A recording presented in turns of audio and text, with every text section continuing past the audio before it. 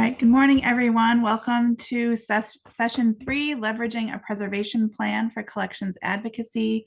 My name is Amanda Murray. I am a member of the program committee, and so I'll be here to help field questions throughout this session today. I will pass it over to our virtual arrangements liaison to introduce themselves as well. Hello, I'm Lisa Zaharova, and I am the liaison for the Virtual Arrangements Committee. And yes, myself and Amanda are here for any questions or troubleshooting. Okay, I think we're doing the sponsorship. This session does have a sponsorship. Yes, there it is. So yes, Sutron Global is the sponsor of today's session. Sorry that I had this pulled up. Sutron is a cloud-based, scalable information management system for special collection libraries, archives, and information hubs.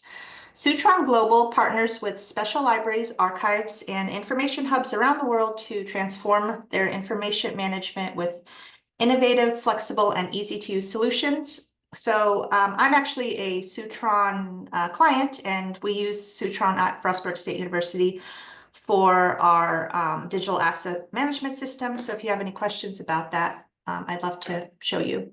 Okay, and I'm going to, so thank you, Sutron, and I will pass it back over to Amanda. Thanks, Lisa. I would like to introduce our speaker today is Kate Jacobs. Kate is a preservation specialist for the Documentary Heritage and Preservation Services for New York. She conducts preservation needs assessments and assists with archival and preservation planning. She also develops and presents educational programs and provides technical information to libraries and archival repositories across New York State.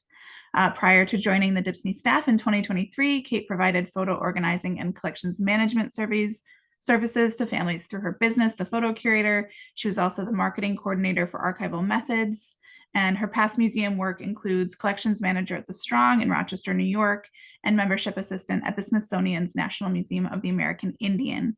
Kate received her MBA from Rochester Institute of Technology and her MA in Museum Studies from the University of Colorado Boulder, and her BA in History from Colgate University. Just a couple of housekeeping notes before I do turn things over to Kate. We will be utilizing the live transcript for this session for accessibility purposes. If you would like to hide those subtitles, simply click the live transcription button at the bottom of your application and then select hide subtitle. And if your Zoom application is not maximized, you may need to click on the 3 dots icon to turn off those subtitles. Please send a note backstage to Lisa in the chat if you need any technical assistance. And this session is being recorded, so you should have received that notification when you entered the room. Please use the Q&A feature to pose questions to our speaker today. I'll relay those questions to Kate when we reach that point in the session. And there will also be points in the presentation where Kate will ask for feedback and sharing, and those discussions can go in the chat. I'd like to take a moment to remind everyone about the MERAC Code of Conduct. MERAC does not tolerate any form of harassment, discrimination, or hostile behavior, and if exhibited, MERAC coordinators will take appropriate action. So I will place a link to the full Code of Conduct in the chat just so everyone has that as reference. And then finally, please remember to visit our pre-recorded poster sessions on YouTube, and I will also place that link in the chat so that you have that to look at any point today. And with that, I will turn things over to Kate.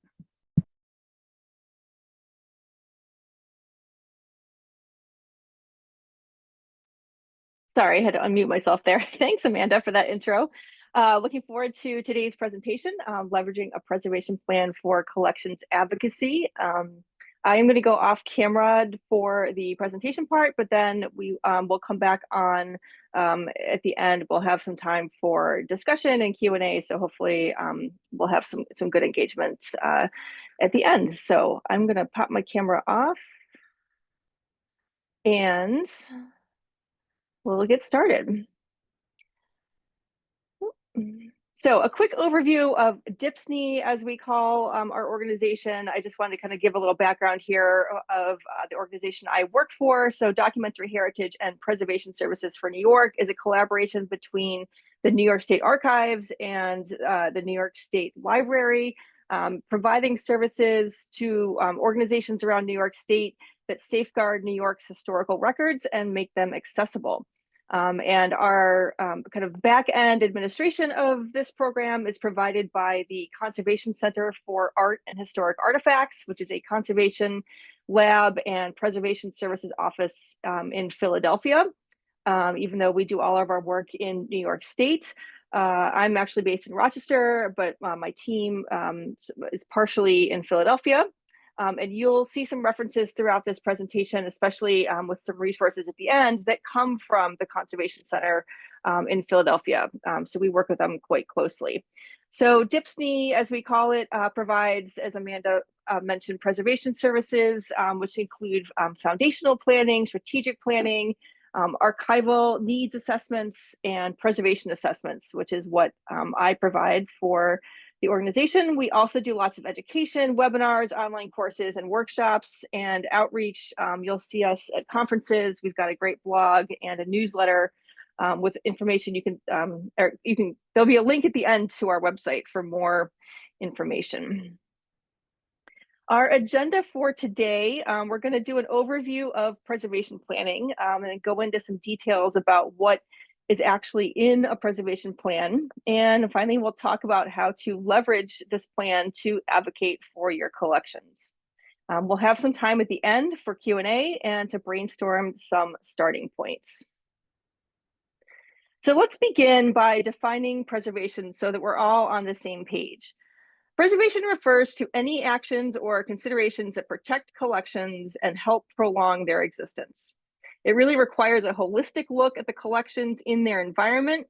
And by environment, I mean not just temperature, humidity, light, and pollutants, but really everything around the collections that might have an impact on them, including how they're handled, how they're managed, the resources available for their care, facilities, and the space in which they're stored.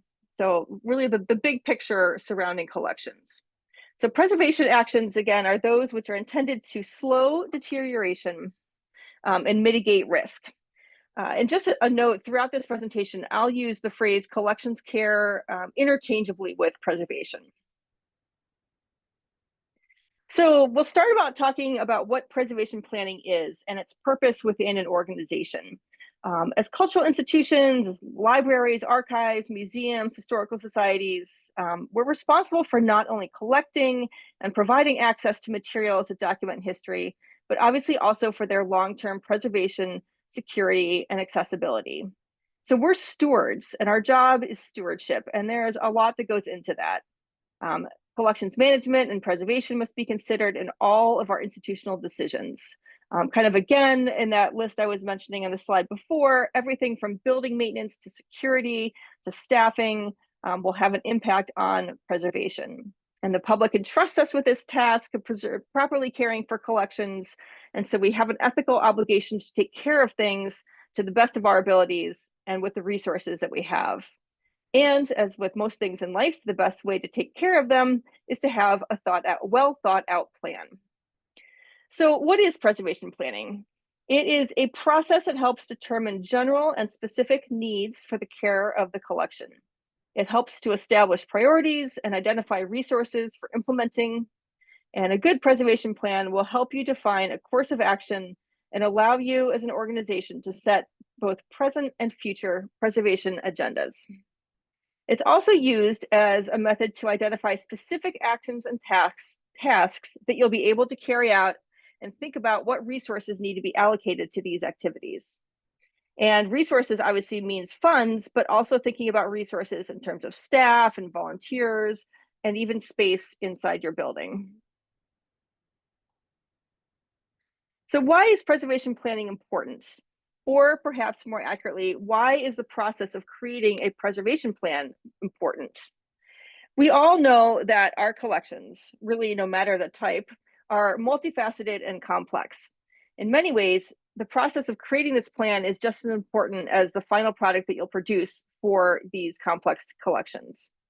Really, this process allows you to think strategically about your collection. So often in the day-to-day, we can get laser focused on kind of one area or kind of smaller areas within the collections rather than looking outward and thinking about the big picture of these multifaceted collections.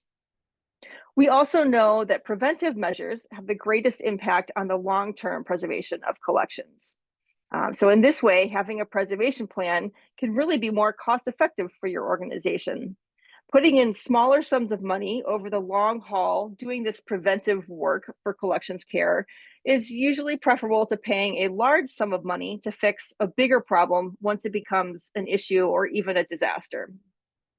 So preservation planning can help focus on the activities that benefit the greatest number of collections first by minimizing kind of damage or loss. Preservation planning is also important because collection staff and volunteers benefit from having a detailed plan that kind of guides their day-to-day care and management of the collections. And the plan does this by outlining collection needs, ongoing projects, the staffing and the volunteer hours necessary to make these projects happen. And obviously, as we mentioned, identifying the resources to carry out these projects. It's really a to-do list that can help keep staff on task internally and then moving forward with these overall collections goals and strategies. And finally, preservation planning also allows you to bring other stakeholders into the process. Obviously, collection staff and volunteers are part of the planning process, but other people in the institution can be involved and become more invested in the outcome. This plan can be a way to communicate the vision for collections care to the other, to others within your organization. And it's also an advocacy tool that can be used with potential funders. And we'll talk about more about this advocacy towards the end of the presentation. So what comes out of the preservation planning process is a preservation plan.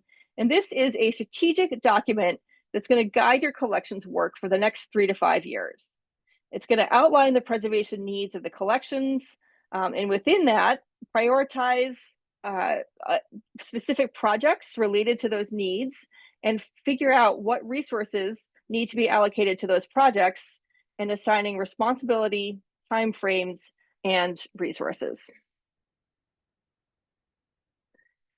So now that we've talked a little bit about what a preservation plan is, I think it's equally important to discuss what a preservation plan is not.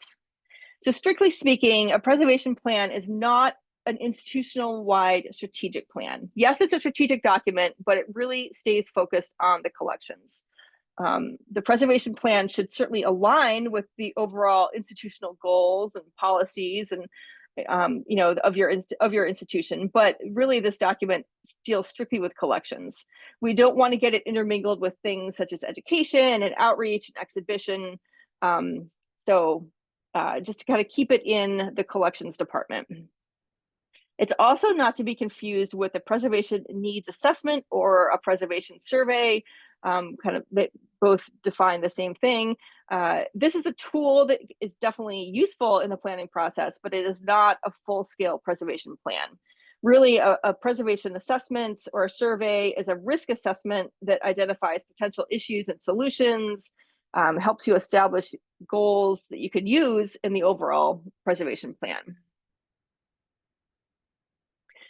A number of years ago, the Conservation Center for Art and Historic Artifacts in Philadelphia that I mentioned earlier conducted a survey of small to mid-sized Philadelphia area institutions that had preservation plans in place. And the results of this survey really underscore the benefits of adopting a preservation plan.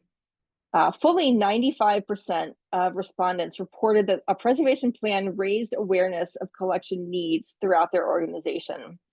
89% reported that it supported efforts for supported efforts to solicit funds, for recommended preservation projects.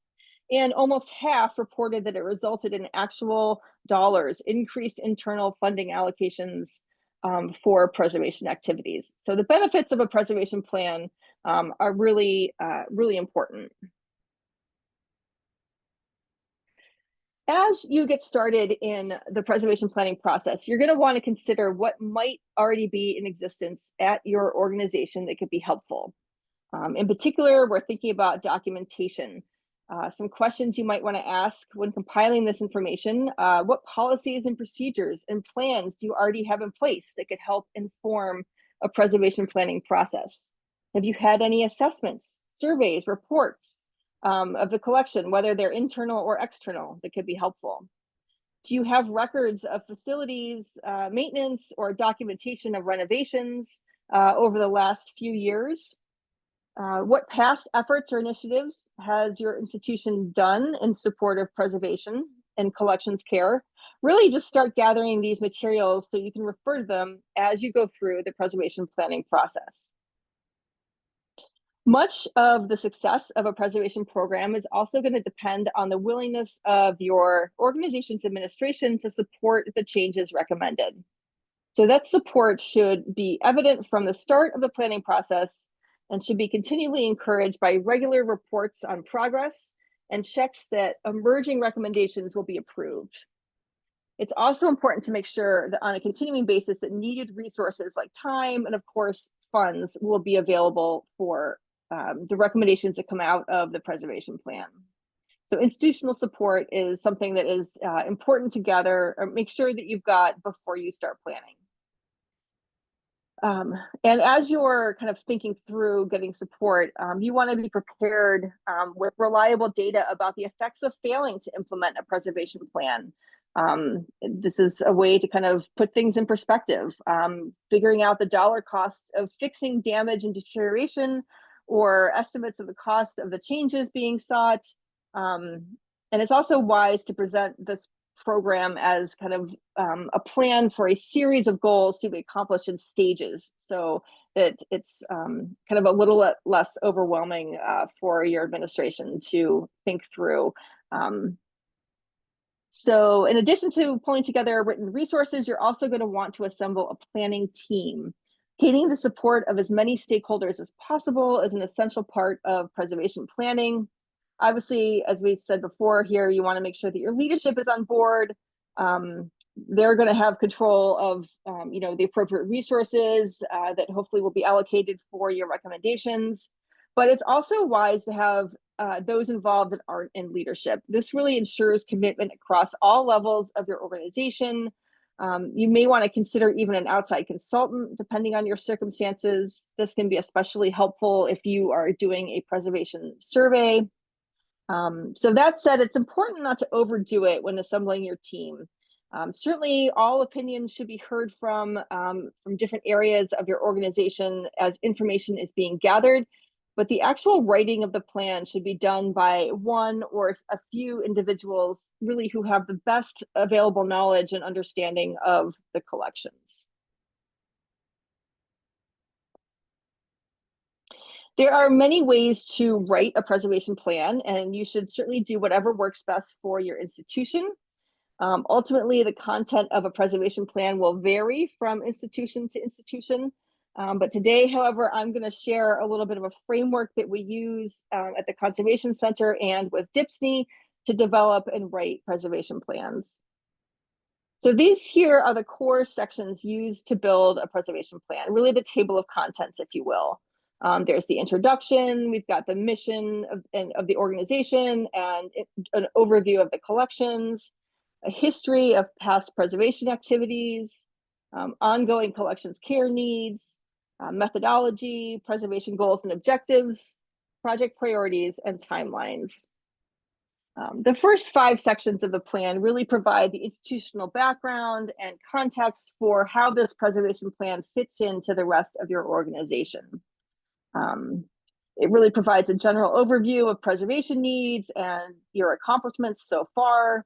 And you also want to explain the methodology you've used to create your plan. This is important because it means that anyone kind of coming in down the road and reading the plan will understand how it fits into the organization, but also how you came to prioritize certain goals within your preservation plan.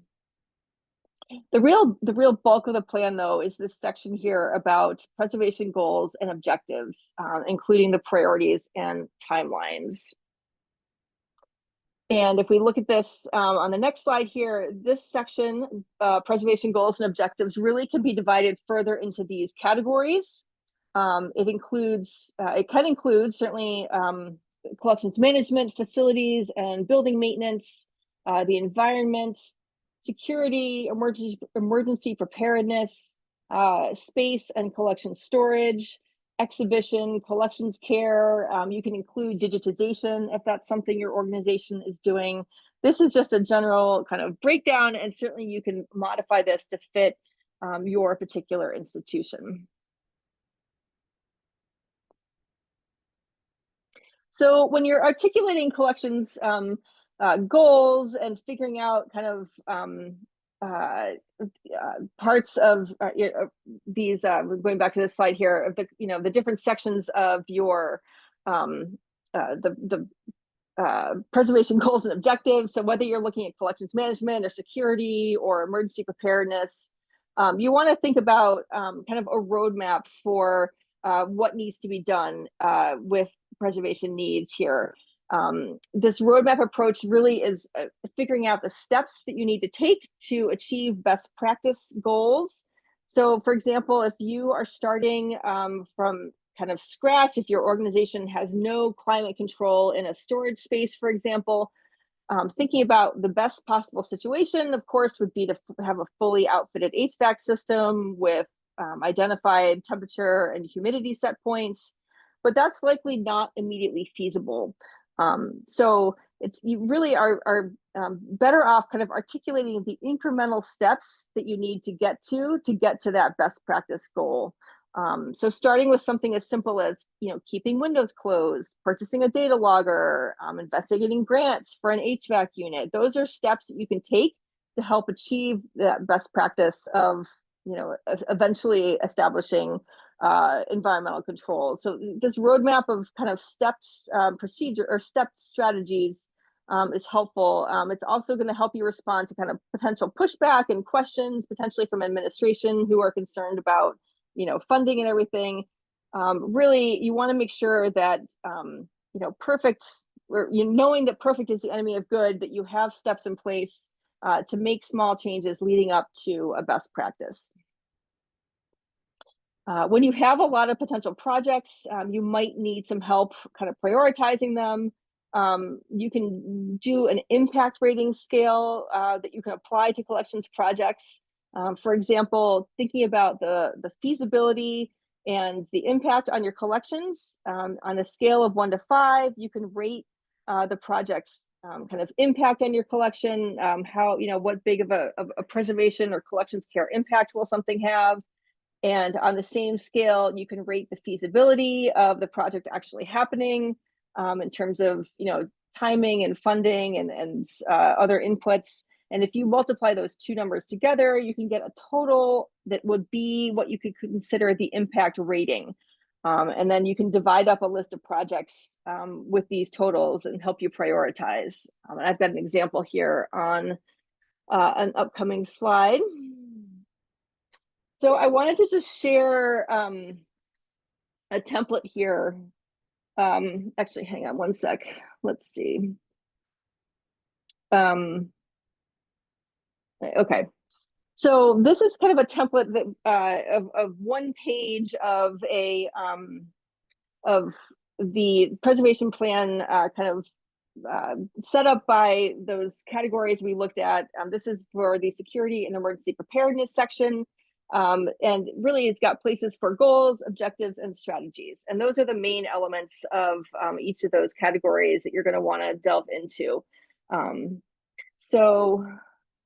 You can see here, there's a list or a place where you can put your desired outcome for this particular strategy, and a place that you can think about the resources needed. There's a chart here to identify who would be the lead for implementation. So making sure you have responsibility outlined.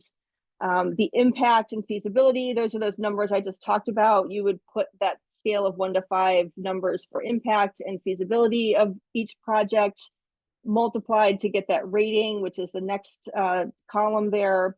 if it's helpful for you to add a priority listing to this, or a priority marker to this, you could put high, medium, or low priority if that's part of how you're going to rate things, and also a place to put a timeline for completion. So you would do have a template like this for each of those segments of the preservation goals and objectives. The collections management and emergency preparedness and environment and all those sections we looked at a few slides back. So this would be something you'd have for each of those sections, and then you would have as many kind of pages of this as you needed for each objective under each goal. So I wanted to next show you or talk about kind of how you might map out goals, objectives, and strategies for these specific categories. So starting with a big broad goal here of, we're going to the environmental section here. So maintaining environmental conditions that meet conservation standards. So that is your big goal. And how do you break that down into objectives and strategies? So objectives are kind of the targets that we're working towards to achieve, these environmental conditions, to achieve this goal. So two potential objectives would be to actually know what your environmental conditions are. And another objective would be to have some temperature and humidity set points, for example, keeping humidity between 45 and 55%. So if those are two objectives that are going to help achieve this goal, what are the strategies that can be taken to achieve those objectives? So for here, you can think about knowing the environmental conditions. The strategies we can take would be to purchase and install data loggers and to establish an environmental monitoring program. And those would certainly help us better know what conditions we have in a particular area. And then for the other objective of humidity set points, some strategies you could that you could take to help with that would be to potentially resealing windows in a collection space, and also to set up a dehumidifier and run that when it hits a certain point, and that would help to achieve the objective of the humidity set points. So this is just a sample of kind of how you would break down a larger preservation goal into smaller objectives and then more tactical strategies. I wanted to kind of show you how this looks filled out on that template here. This is an emergency preparedness example. On this template here, you can see there is one overarching goal, or the first goal under security would be to safeguard collections through emergency planning and preparedness.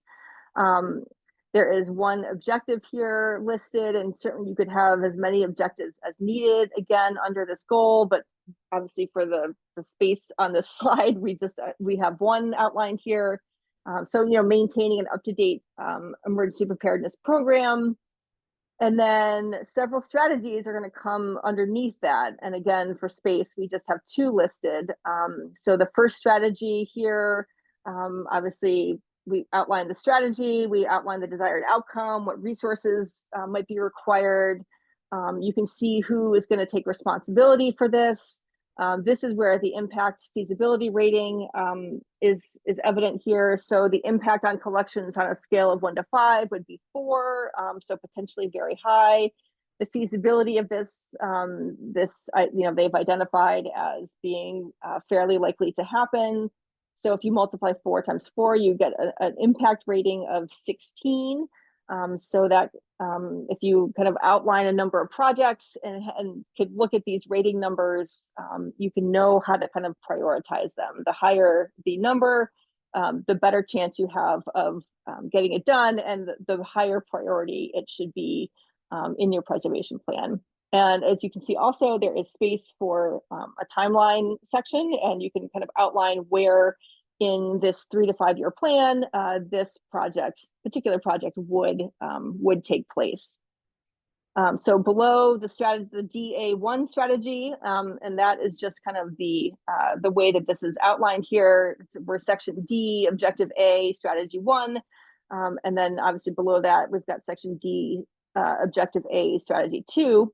And again, there was not space to include the chart for this, but this strategy would also have this chart that outlines the responsible person or people, the impact feasibility rating, and the timeline as well. So you'd have one of these for this section for each of the strategies.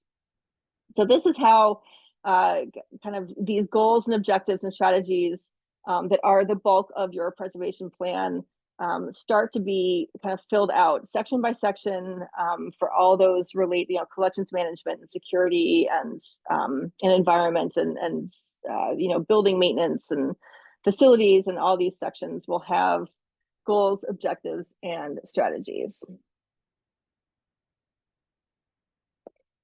So once you have your preservation plan together, the next step is to put it into everyday use. Of course, the strategies in it will serve kind of as your to-do list for collections care, but the plan as a whole serves a larger advocacy function. So when people think about advocacy, they often first think about lobbying, about connecting with legislators. In fact, the image on the top here is staff from the Conservation Center who went to the Hill for Museum's Advocacy Day a number of years ago. So this certainly is considered kind of external advocacy, and this also encompasses fundraising and outreach and kind of other public-facing initiatives. But internal advocacy is working to get the support your collections need from your institution's staff, administration, and board. And that's what we'll focus on for the rest of this presentation, is more the internal advocacy side of things. So again, internal advocacy funding is obviously a huge one, but considering staffing, perhaps the greatest commitment when it comes to preservation would be hiring a staff position entirely dedicated to collections care and preservation. This is rarely the case in smaller institutions. The preservation is often incorporated just into other jobs or volunteer duties and responsibilities. But having preservation and related activities written into job descriptions really gives the work credibility and goes a long way towards ensuring that it is being done. And you also want to advocate for appropriate training and professional development as well as it relates to preservation. Internal advocacy also means having often to advocate for space.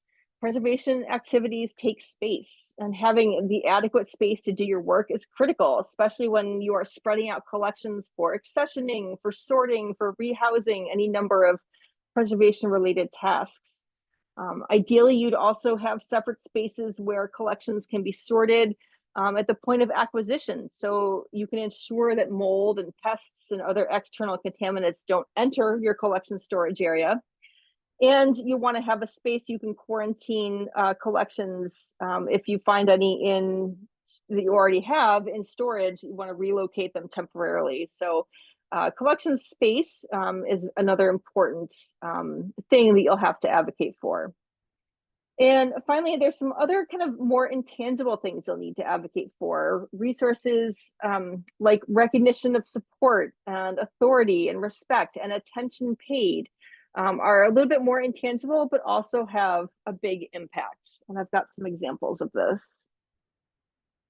So kind of, the word attention, getting attention on your collections is a little bit nebulous, but I want to give these two examples of a mission statement first here. Certainly incorporating the word preservation directly into your institution's mission statement gives it importance and credibility, and links our work to the organization's driving purpose, links that preservation work to obviously to the organization's mission. This example here is from the Chester County History Center in Pennsylvania. And I've kind of highlighted the word preserves. Kind of to paraphrase here, Chester County History Center preserves and shares the county's diverse, noteworthy, and captivating stories. So the word preservation is actually in their mission statement, and again, goes a long way towards making sure attention is paid to preservation work. Here is an example for including preservation in your institution's kind of overall strategic plan. This is not the preservation plan, but this is your institution's kind of main strategic plan that guides the work of the organization as a whole. So having preservation specifically identified as a goal or in the action items really can help ensure continued attention and elevate collections care to a critical facet of institutional operations. This is just a made-up example, but you can see how this might fit into a strategic plan. If the goal was actually a full-on goal to adopt preventive conservation as a standard practice, and then obviously strategies would follow that, objectives and strategies would follow that appropriately. So if preservation isn't given this level of attention at your organization, if it's not in your mission statement, if it's not in your institutional strategic plan, that perhaps is one of the first things that you can advocate for, is getting this level of attention for collections care. When it comes to advocating for your collections, it's important to know your audience. Who are the decision makers who need to hear your message? For example, the roof is leaking in collection storage. Who is responsible for prioritizing and funding capital projects? Is it the head of facilities? Is it a board member? Is it the facilities committee of the board? Is it the museum director? Kind of understanding who the decision makers are for preservation related issues, and what information would they need to kind of answer your question. And then also knowing how decisions are made at your organization. Do you have to go through the board? Is it something you can just go to your museum director for, or your archives director for? Relationship building is also an important part of knowing your audience. Really, an unwritten part of collections job descriptions is that we are communicators and educators, and we have to build a network of relationships that benefit our collections. These relationships don't happen overnight, so getting to know, again, decision makers, but obviously other folks who are related to collections work in your organization, who understand your point of view, understanding their priorities and their stakes. How will supporting preservation initiatives help or hurt the other things that they have to balance? What types of requests have had success with them in the past? And finally, just realizing or recognizing that you may need to craft different messages for different recipients in your audience. So crafting your message for different audiences can mean understanding how to make your case in an effective way, and stating both the impact and the relevance of the actions you're requesting, the preservation projects you're requesting support for is important. Impact is often data-driven. So some examples of measurable impact that you'll want to use to make your case, certainly it could be audiences served, outcomes achieved, economic impact. Those are easy numbers to pull together. Things that are harder to measure but are also impactful are things like knowledge gained, experiences contextualized, critical thinking engaged. And then if preservation projects are not supported, what impact will your institution face if this collections care isn't funded? And we mentioned that a little bit earlier in the presentation, understanding the impact on what will happen if these aren't if things aren't funded. And then relevance of seeing the impact and the relevance of these projects. This really goes back to connecting your preservation work to your institution's overall mission and goals. And I've got a couple examples here. So an example of kind of using this impact and relevance together this is an example like a statement responding to potential budget cuts.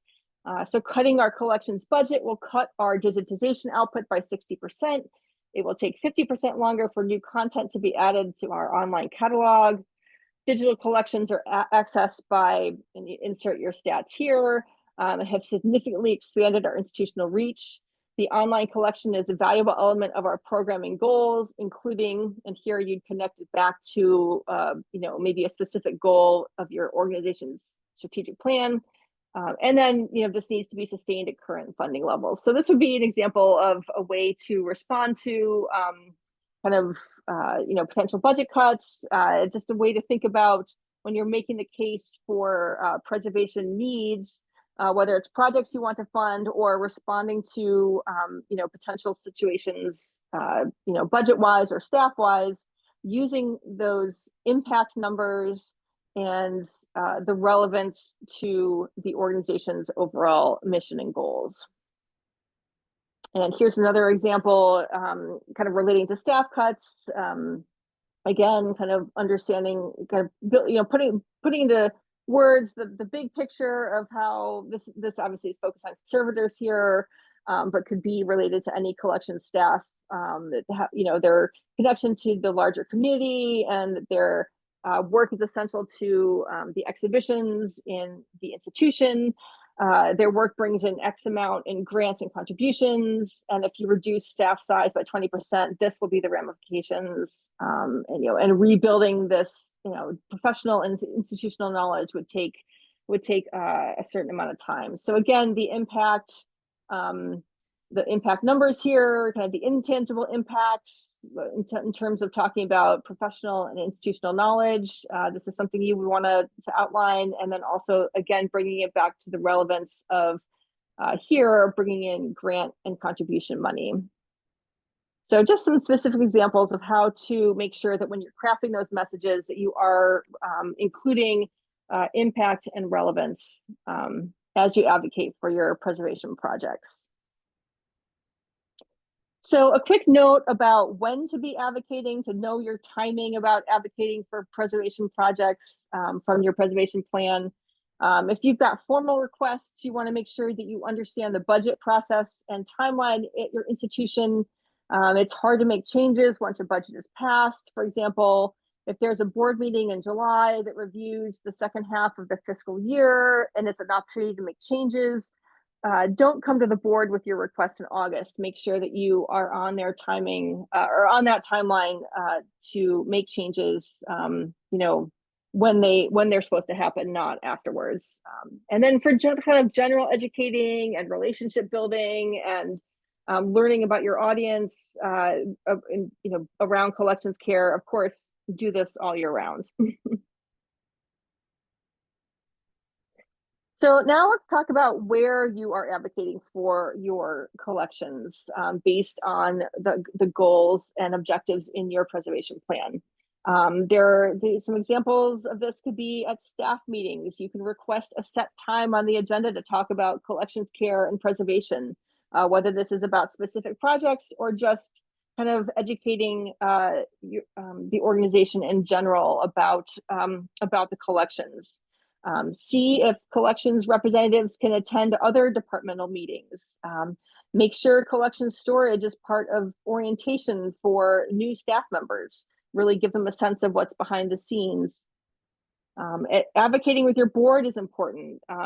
Make sure a session on stewardship of the collections is part of orientation for new board members, similarly to new staff members. As part of board meetings, you could take board members on field trips to see collection storage, and you don't want to be afraid to show them the problem spots. Featuring collections care topics regularly in board meeting presentations and their information packets can go a long way towards kind of getting the word out about collections and the preservation plan. As part of exhibitions, preservation actions, especially kind of conservation treatment, can also be incorporated into exhibits. If a piece was treated by a conservator before it went on display, you could show a before image next to the item itself, and some explanation about what treatment it underwent and why.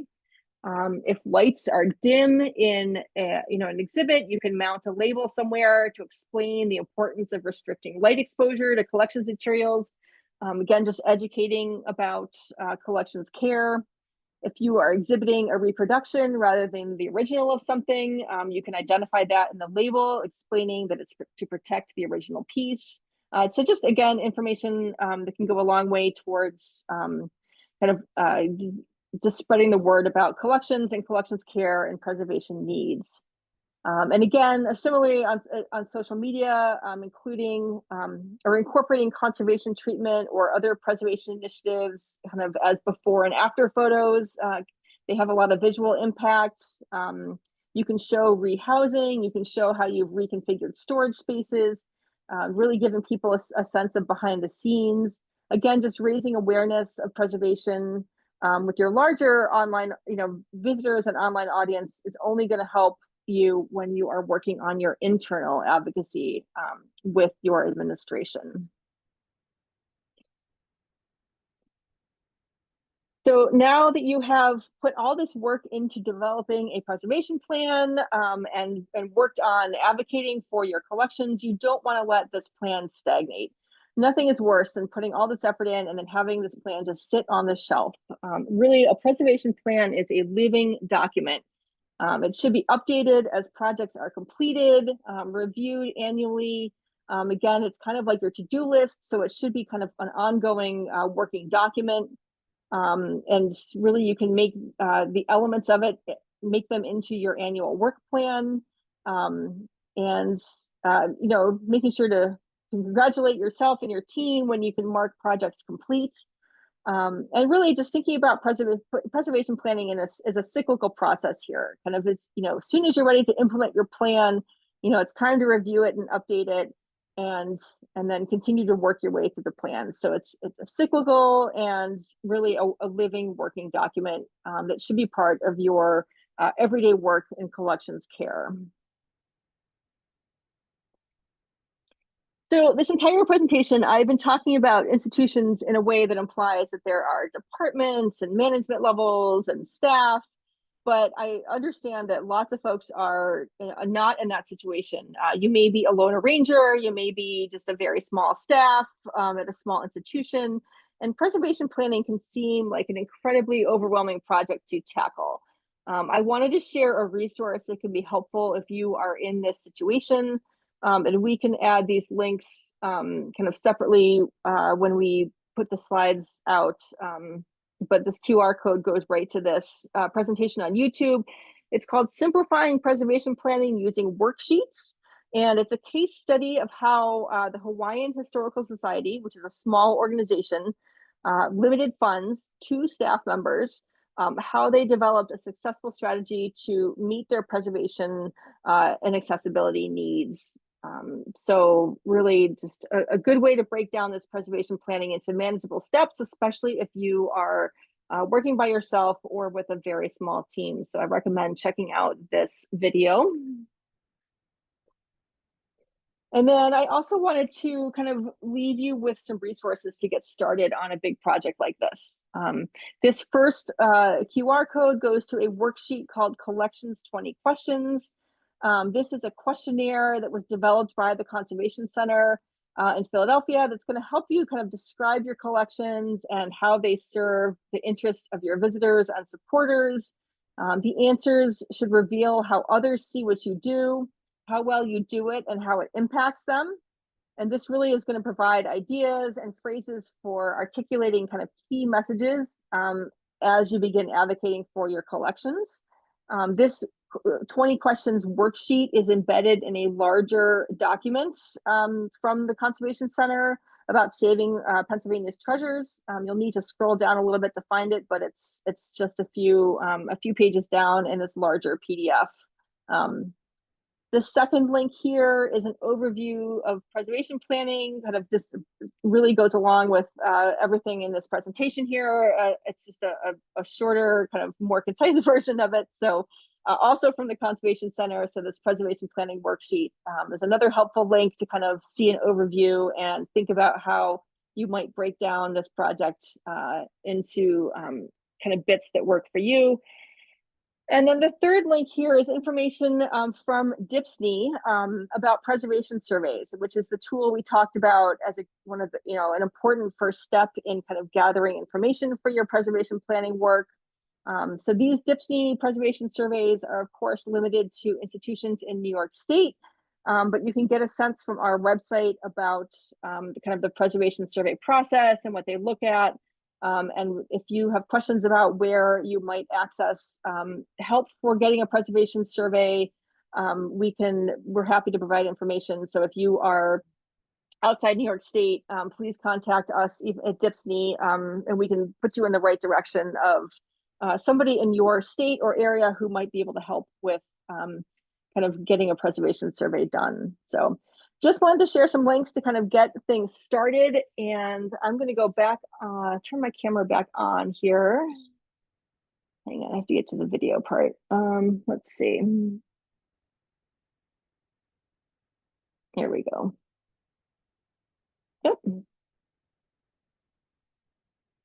Okay, and I wanted to really just see, first of all, we'll go over the questions that Amanda's been collecting from the Q&A section, and then I wanted to just kind of have a little bit of a discussion, whether it's in the chat or people want to come off mute. I don't know if that's going to work in this Zoom here, but wanted to talk about kind of where people are in preservation planning with their institution. So let's start with the questions Amanda's been collecting. And then we'll get into this next slide here. Sure. So we just have one to start off. So if anyone else has questions, please feel free to pop them in the Q&A. And Kate, I think you already started to talk about this a little bit, but our first question is, what recommendations do you have for scaling the preservation plan process for small institutions and solo archivists? Yeah, absolutely. Well, I think the first step would be to kind of take a look at that QR code, that link to the Hawaiian Historical Society presentation that I shared. And if you Google that online, also there you can. It's a number of years old at this point, but the information is still relevant, and you can actually download the worksheets that they used for their preservation planning process. So it just is.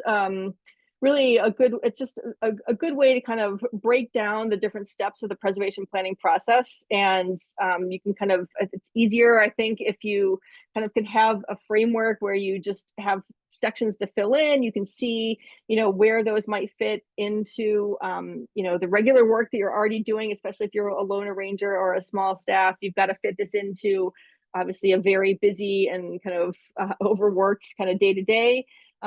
So having worksheets or very specific sections of the planning process to fill out and to complete, I think helps you kind of break it down and fit it in where you can. This is can be a long process, especially if you are doing this alone.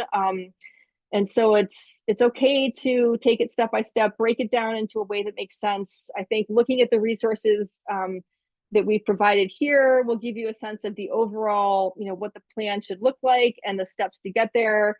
And then make yourself kind of a timeline and kind of space it out throughout the next year or 2 years even. Like this is, certainly something that doesn't need to be done immediately.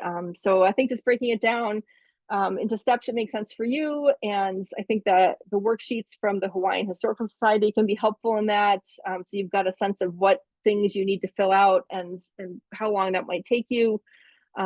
So I think just chipping away at it but making sure that you have a plan and an outline for what you're going to chip away at when is kind of the best way to tackle it, especially if you're just have one or two people working on it. So hopefully that's helpful. I'd love to hear from anybody else in the chat if you have started this preservation planning work or done similar work, and how you've tackled it if you are working with few limited resources, whether it's time or funding. I'd love to hear from folks. If there's no other questions immediately, we can jump into this. Sorry, we do have a couple. So are you open to them now, or do you want me to save them? Yeah, no, let's go. Yeah. Okay. So our next question says, great presentation, Kate. Can you talk a little more about a preservation needs assessment and how it relates to a preservation plan? Absolutely. So a preservation needs assessment is really just a risk management assessment for your collections. And what comes out of it is a list of kind of goals of, in these different categories of preservation. So collections management and procedures and policies and, the environment and your facilities and your HVAC, all the elements that we looked at in the preservation goals and objectives of the larger plan. The preservation assessment will look at those in detail and kind of identify the issues that you have or that you might potentially have and ways that you can remediate them and break that down into kind of, short-term, medium-term and long-term goals. And then those goals are really what is going to help drive the preservation plan goals. So it's a piece of the puzzle for preservation planning, but you are going to have kind of other things that you pull in for the planning as well. So it's certainly a major piece of it, but the larger preservation plan might take some other things into consideration. So hopefully that's a helpful overview. Amanda, I know you certainly have a good insight into this too. If you want to add anything to that, that would be helpful. I think what you've laid out is great. And it's got the ball rolling with more questions coming in. So Okay, great. yeah. So our next question is, where does a preservation plan fit in with other plans like a collection management plan or a collection development plan? Our preservation assessment report recommended formulating plans like these, but I don't know what to do first. And they currently have a draft collection management plan. Right. So plan and a collection development plan and all kinds of other digitization plan and environmental kind of or all the plans that we have for the different aspects of our kind of care of the collections. They're all they fall under this. So this really is the overarching structure for the preservation work at your institution. And a collections management plan is going to be a goal or a strategy kind of underneath the different sections of your preservation plan, and the collection development plan is going to fall under that as well. So if you haven't started kind of any of this, any kind of collections planning in general, I feel like thinking about the preservation plan kind of as a whole is a good start, because the other things will fall into place underneath it. So collections management and, all the things that did I miss any part of that question? What was? No, I think that's great. Okay. And we have one more question for you before we dive into chat, and that is, do you have suggestions for preservation planning and archives that rely heavily on undergraduate student employees? I'm thinking this may be similar to institutions that rely on volunteers, but would love to hear your thoughts on this. Yeah, that is definitely can be a challenge for sure, especially because of the continuity of, or the non-continuity, I guess, of not potentially, of having to run on student workers or volunteers for elements of your, projects that come out of your preservation plan. One thing that I noticed in the worksheets that came out of that Hawaiian Historical Society kind of preservation planning tactic was they had a worksheet that was a list of they also work with student interns, and they had a list or a worksheet that they were able to fill out student intern projects or volunteer projects. And so I think just kind of keeping a list of projects that are doable by interns and by volunteers, and kind of relating them back to making sure that you can connect them back to a specific element in your preservation plan is one way to kind of manage that. So making sure that you have some pieces of the projects identified that are easily completed, without too much oversight or without too much teaching, if you will, for interns and for volunteers. Similarly, just kind of keeping a running list of those, and then having them connect back to certain parts of your preservation plan. And I think just also being okay with the fact that some things are going to take longer because, some things can't be done by volunteers or interns. And so just there are segments that might take you longer to, or, projects that might take longer to finish because you have to rely on, collections care staff instead. So that is one tactic. I'd love to hear also what other folks who work a lot with students or volunteers have to say about that as well. Yeah, so I think we might have a couple more questions coming in, so feel free to toss them in the Q&A. But we don't actually have, I don't think in this setting, the ability to unmute folks. So if you want to pop things in the chat as part of this kind of conversation period, I think that would probably be most beneficial. And then Kate, maybe we can leave a couple of minutes at the end for any other questions that have come in or will come in the next few minutes here. Yeah, super. Oh, I mean, I just opened the chat and saw that you put these links in here. So super. That's helpful for the QR codes that were in the presentation. So I'd love to hear if anybody has had experience with preservation planning, or if you have started it or have one, or have worked at an institution that has a preservation plan. So if anybody wants to kind of share experiences with that, if you want to kind of think about how you might get started, thinking about and certainly sharing this in the chat would be helpful for other folks as well. What documentation do you have at your institution that can kind of start getting information together for preservation planning? Have you had a preservation needs assessment? Do you have, facilities reports? Do you have renovation records? Do you have condition surveys or things relating to your collections that you've had done? What kind of, who's got examples of documentation that could be a good starting point? If maybe you have a list of preservation goals that you've kind of pulled together kind of outside of a larger plan, that also could be part of it.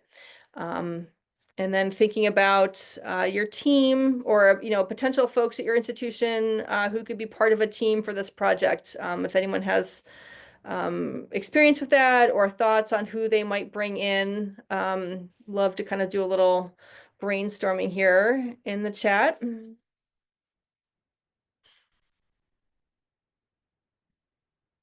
We have till a little bit of time. We're not done at 11, right, Amanda? We got a few minutes to. No, the session goes until quarter after, so Okay, we've got a few great. more minutes. Okay. I do have a question that came in if you want to Yeah. kind of take that field that as we're waiting for folks Yep. to enter in the chat. So the next question is, I would love to hear about more strategies to sway the board after various tactics mentioned have failed. Oh, that is a good question, and I think I might just lob that right back to the audience. Is folks who've had, since I am kind of so much on the planning side, and I have not been on the actual side of having to talk to a board and make my case to a board for many years now. So I'd love to kind of hear. Sorry that I don't have an immediate answer for that. But again, just if anyone in the audience here has got any tips on kind of working with the board to understand the importance of and to approve funding for preservation projects.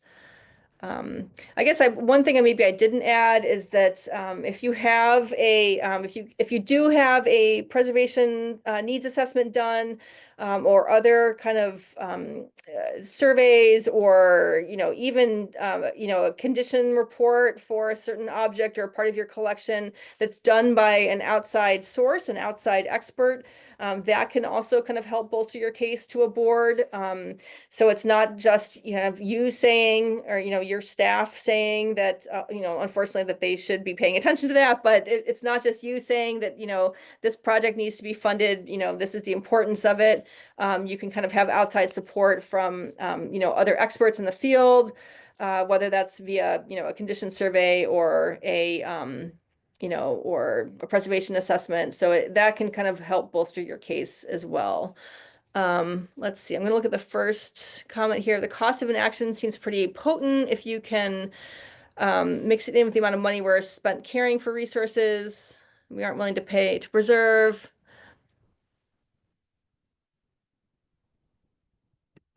Yeah, that is a great point, Jane. If people can read Jane's comment here in the comments here. Certainly, the cost of inaction is something that is can be very powerful when talking to the board. Marion says we have a preservation needs assessment from the Conservation Center. Had a recent renovation of a loan arranger. No active. You can think of a few things right away. Super. Yeah, there are definitely kind of steps you can take to kind of start the ball rolling on this, and just getting some planning started.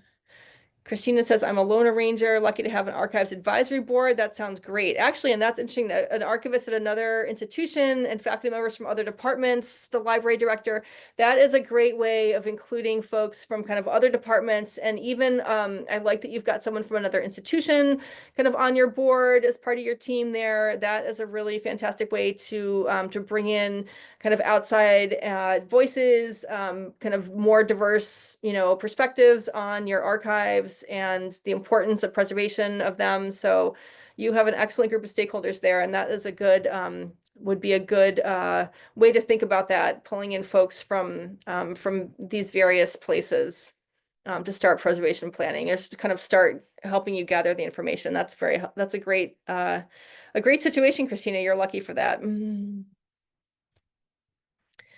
Anyone else have thoughts on kind of how they might start or have started on this? Hillary says, oh, this is great. Yes, they've taken board members on tours of collection storage. The visual of our backlog and how overcapacity our storage is has really helped underscore our needs. Yeah, when people are in the spaces that you work in every day, it can be very, very powerful for them to see kind of what exactly you're working with and how things are stored or not stored well. So again, not being afraid to show board members kind of the pain points and the less appealing parts of collection storage and all the things that we need to work on. They need to see firsthand what we're dealing with. So that's a great point, Hillary. Thank you.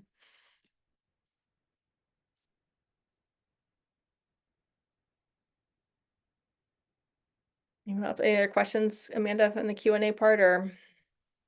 Not at this moment, but if anyone has any lingering questions or things that have come up, please feel free to pop them in the Q&A or add things to the chat. And we'll give everyone just a couple of minutes here to do that as we kind of wrap up. So a good comment from Jane here. Some of this work could also help craft a collection policy in terms of what not to accept. Yeah, absolutely. This all this preservation work, planning work is helpful for kind of all the other policies and procedures that are kind of necessary for what we do. So collections scope and collections management, collections development policies. Yeah, this is definitely the foundation for all of that. So that's a good point.